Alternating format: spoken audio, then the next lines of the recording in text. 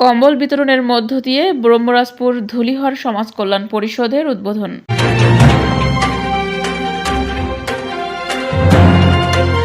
আসসালামু আলাইকুম দর্শক, সকলকে আমন্ত্রণ জানাচ্ছি বিবিআর নিউজে।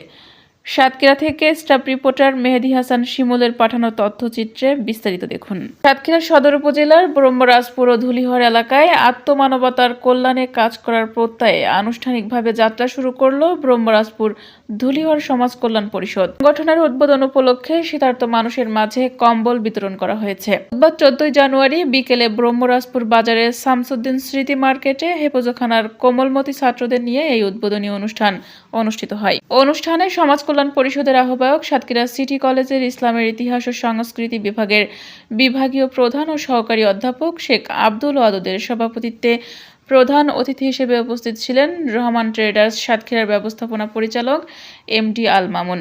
অতিথি হিসেবে উপস্থিত ছিলেন ধুলিহর আবু বকর সিদ্দিক ইসলামিয়া কামিল মাদ্রাসার সহকারী অধ্যাপক আরিফুল ইসলাম, ধুলিহর আদর্শ মাধ্যমিক বিদ্যালয়ের প্রধান শিক্ষক মোহাম্মদ আব্দুল সালাম। এছাড়া অনুষ্ঠানে উপস্থিত ছিলেন বিশিষ্ট সমাজসেবক ও ক্রীড়াবিদ শামীম সানা, আবু দাউদ, মোখলেসুর রহমান, মাওলানা মহিবুল্লাহ, আব্দুল হাকিম সহ এলাকার গণ্যমান্য ব্যক্তিবর্গ। বক্তারা তাদের বক্তব্যে বলেন, সমাজে পিছিয়ে পড়া, অসহায়, দুস্থ, হতদরিদ্র ও অসুস্থ মানুষের সেবা ও সহযোগিতা করাই এই সংগঠনের মূল লক্ষ্য।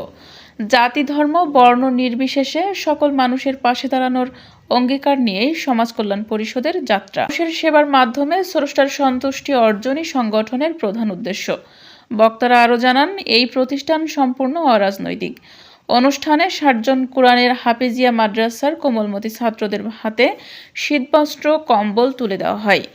অনুষ্ঠানের শেষে দেশ জাতীয় সংগঠনের সার্বিক কল্যাণ কামনায় দোয়া মোনাজাত পরিচালনা করেন ব্রহ্মরাজপুর বাজার মসজিদের ইমাম মুফতি মোজাম্মেল হক।